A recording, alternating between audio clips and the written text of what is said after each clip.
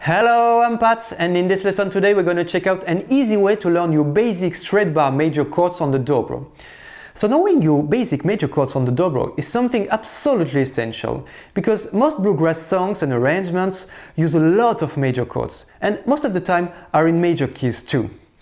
And as we will see in the lesson, it's a lot easier to play major chords on the dobro than it is with minor chords.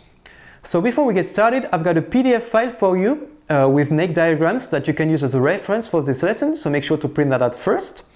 And let's get started. Basic major chords for the dobro. Okay, so my dobro is tuned to GBD tuning from the thickest to the thinnest string. GBD, GBD. If you don't know how to tune your dobro to GBD tuning, then first check out my lesson on how to tune a dobro. Now, something that you'll notice is that G, B, and D are respectively the root, the third, and the fifth of a G major chord. So if you strum the string open, you get a G major chord. Root, third, fifth, root, third, fifth. G major. So from there, it's very easy to learn all of the other major chords. Since the root note of each major chord is on the sixth string, all you need to know is the note names on the sixth string, and that will make you deduce the major chord associated to each of these notes. For example, if I know that this note on the 5th fret, 6th string is a C, then with my bar flat on the 5th fret, I get a C major chord. So you first need to learn the note names on the 6th string. If you don't know them yet, it's absolutely essential that you do that first. So what I recommend is that you learn the natural note first.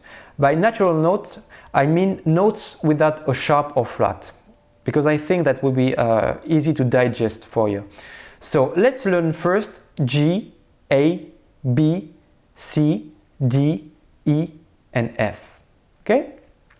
So G is my open 6th string.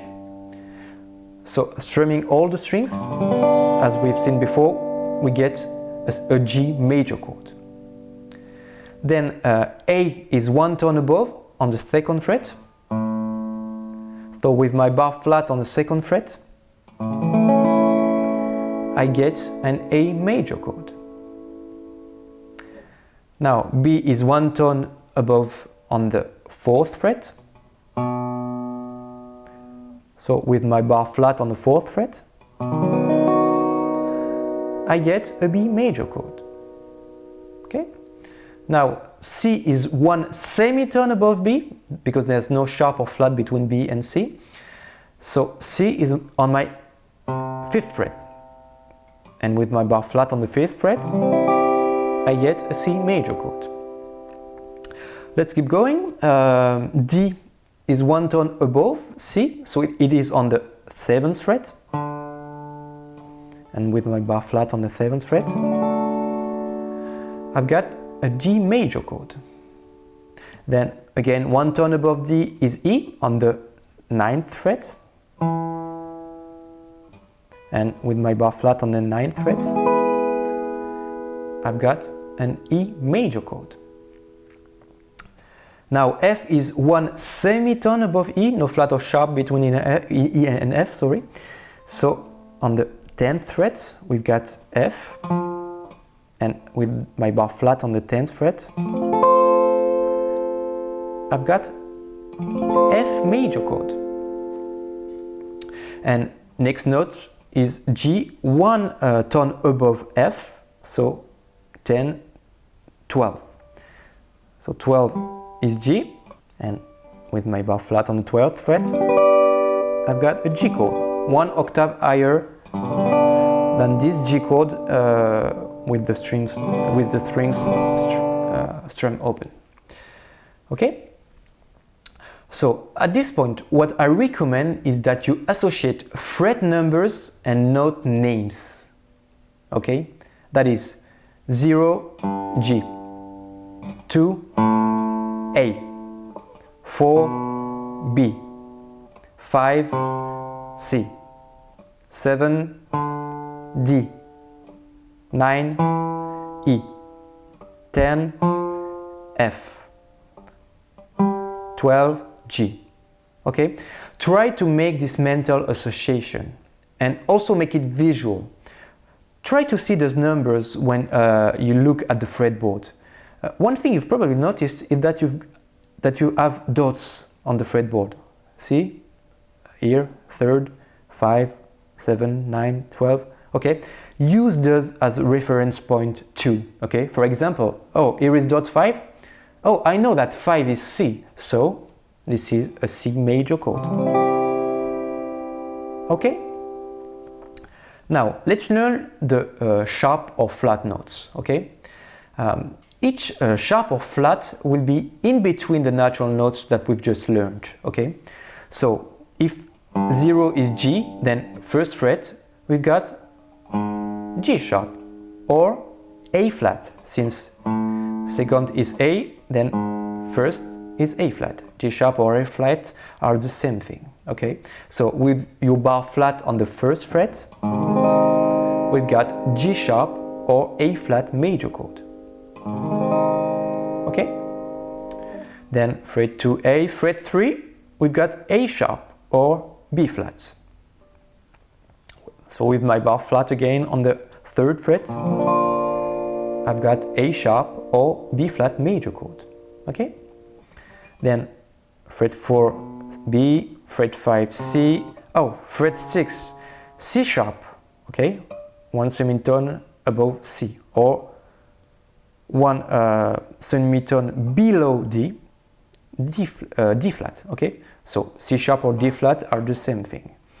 So with my bar flat on the 6th string, C sharp or D flat major chord. Let's keep going. 7 is D, 8 sorry, is D sharp or E flat. So with my bar flat on the 8th fret, sorry, I've got D sharp or E flat major chord.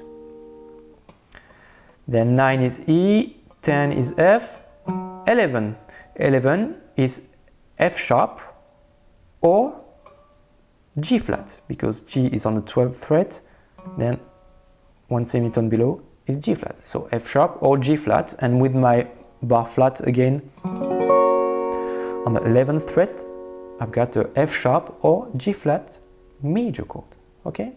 So let's review this sharp or flat chords.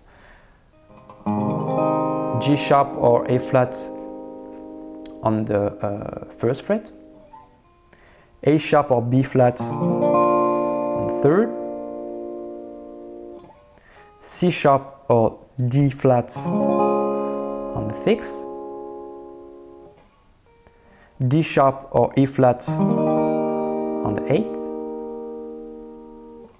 and F sharp or G flat on the 11th. And that's it for the sharp or flats. Now, make the same mental association between fret numbers and note names. Okay? 1, G sharp or A flat. 3, A sharp or B flat. 6, C sharp or D flat. 8, D sharp or E flat. And 11, F sharp or G flat. Okay? Also, again, make it visual. Use the dots too. For example, here is dot 3 here. What is 3? 3 is A sharp or B flat. So, A sharp major chord or B flat major chord. Okay? Now, the way you should practice this is pick a random fret. Let's say this one here. Okay? So, which fret number is it? Well, it's the 7th fret. Now, use the mental association that you've learned before. Which note is associated to the 7th fret 6th string? Oh, I know that is D. So, D major chord. Okay? Another one. 11. Okay, so I know 11 is F sharp or G flat. So, that's a F sharp or G flat chord here. And so on. Okay? Now, do it the other way. I want an A major chord. Well, I use the mental association. I know that A is on the 2nd fret. So, here is my A major chord, and so on, okay? Do that until you can find any notes immediately, and ultimately find any major chord just by looking at your fretboard, without even thinking about it. Well, I hope you find this lesson helpful. One very important thing if you don't know the note names on the fretboard is that you practice a little bit each day, maybe 5 or 10 minutes at the start of each practice session. But don't try to learn everything at once, or you might end up getting a little discouraged. The key to learn and master things is repetition, and it's the same with notes and chords. So once you've learned the basic major chords on the dobro, then join me for the next lesson where I'll be discussing how to practice chords and intonation, very important subject. So until then, have a good one. Please subscribe to my YouTube channel if you like my lessons. I really appreciate the support. And I see you later. Thanks. Bye.